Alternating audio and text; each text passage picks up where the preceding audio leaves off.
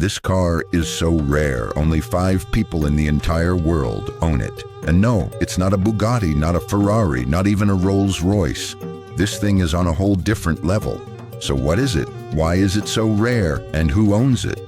Let me show you.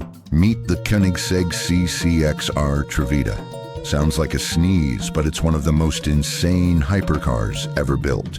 It's Swedish, it's stupidly fast, and it's so rare that Koenigsegg originally planned to make 3, but only ended up making 2. Yeah, you heard that right, 2. The name Trevita literally means 3 whites in Swedish.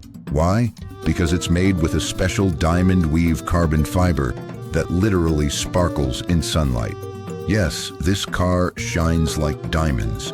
It's basically a supermodel with a V8.